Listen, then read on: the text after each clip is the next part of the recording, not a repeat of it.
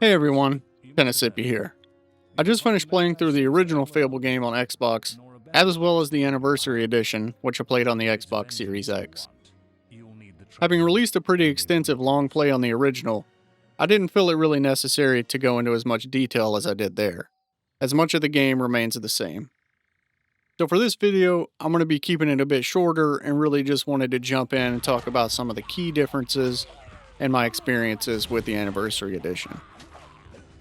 If you're unfamiliar with Fable Anniversary Edition, it's a fully remastered version of the game, released in 2014 with HD visuals including all the content from the lost chapters. Now my reason for even playing through this one is I played through the original one as a good character, so my goals for this one was to switch things up a bit, grow horns versus a halo, and pay a lot more attention to the side content such as the demon doors, silver keys, and try out a different build, as I had done a melee, multi-strike, force push build on the original, and this one I wanted to try out as a mage. Loading into the game, the first thing I noticed was the absolute massive difference in graphical quality. It released 10 years after the original, but it's now 11 years old itself. So naturally you would think it's about time for a remaster of the remaster, but in all honesty it's held up really well for being an Xbox 360 title. This is in part due to the fact that I played through it on the Xbox Series X, which allows the game to be upscaled to 4K resolution and utilize auto HDR. From what I've read, it should also allow the game to play at a smooth 60 FPS versus the 30 that was achieved on the 360. But during my playthrough, I noticed consistent FPS drops with the game even becoming choppy at times.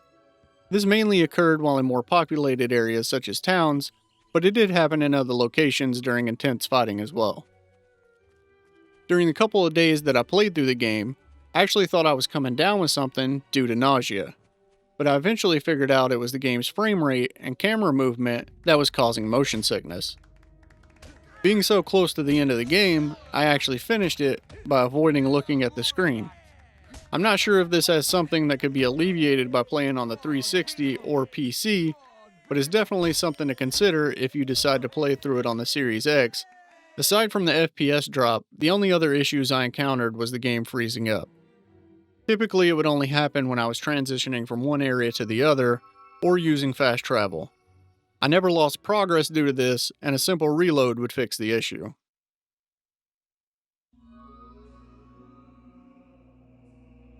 Most of the updated models and characters look great.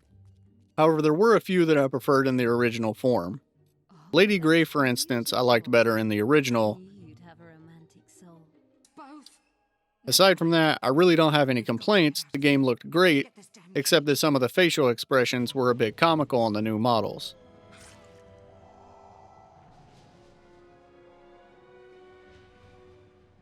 Moving from one game to the next with two different control schemes threw me off a bit at first. Small things like running being switched from the B button to the A button resulted in a lot of misclicks until I discovered you could switch the control scheme back to that of the original in the menus. This didn't fully resolve the problem though, because on the original Xbox you had black and white buttons which were used for equipping and unequipping weapons, while on the Anniversary Edition you press the left bumper and the right bumper. Not too big of a change, but it did take a little to get used to because where the left button, or the white one, was to draw your sword, and the right button, or the black one, was to draw your bow, now right bumper draws your sword and left bumper draws your bow. So it was in reverse order. I'm sure if I hadn't just played through the game using a different controller it wouldn't have been an issue, but it threw me off for a while.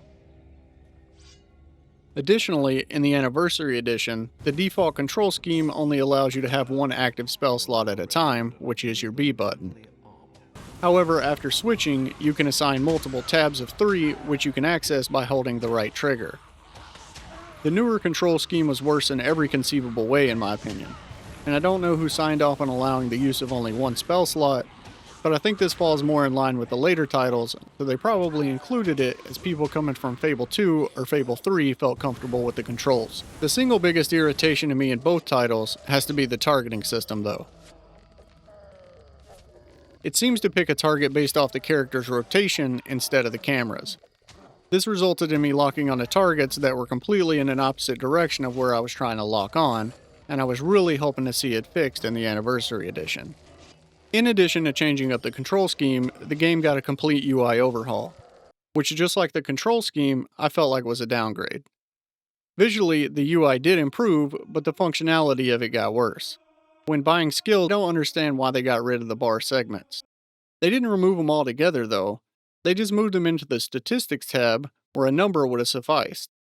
Obviously, if it says 4 in the statistics tab, that's what I have, while if it's in the upgrade section, I don't know if I'm upgrading to buy that or if I have that level already. It's a small complaint, and not something that affects gameplay at all, but they already had a good system here and could have just threw a new coat of paint on it. Also, the videos for the skill previews weren't upgraded. They're still using the same videos from the original game.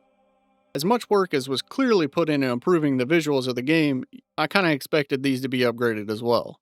Another minor annoyance was the fact that when selecting things in the menu, you couldn't cycle all the way through. You can move over to the right, but when you reach the end, you have to move all the way back over to the left. It just seems unnecessary when you should just be able to hit right again and then start all the way back at the beginning. The last thing I have to say about the UI has to do with the outfit previews. Multiple times while playing, you need to switch what you're wearing, which is displayed with a preview of your character showing what the armor looks like. Pretty often throughout the playthrough, the camera preview would bug out and look at a random tree or something and not display the character at all. As far as the gameplay goes, while there was a significant amount of new gameplay I experienced in this version over the original, I'm not exactly sure how much of that content was added due to the lost chapters and what was actually already there. As when I played through the original, I really just focused on the main storyline and anything I picked up from the quest table. I believe things like the Fight Club, Temple of Avo, Temple of Scorn, mini-games, and collecting books for the schoolhouse in Bowerstone were all present, but things such as Scythe's storyline, alternate ending to where you fight Jack as a dragon, and most of the side quests I came across were not. Whether they were there from the beginning or not, doing things such as the Blue Mushrooms quest, as well as protecting the traders going to the Orchard Farms, made the game feel a lot more alive, as you weren't just picking up quests from a table, but actually finding things out in the world that needed to be done. It made the world feel less static and like things continued on even when you weren't there. The new zone and alternate ending was a nice addition which gave you a lot of choice on whether you were going to be good or bad.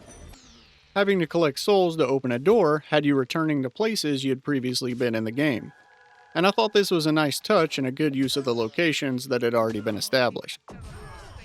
At the end of the game, you're given the option whether to wear Jack's mask or destroy it. It felt to me that this was supposed to be the actual ending of the game, and that somehow it just never made it into the original version.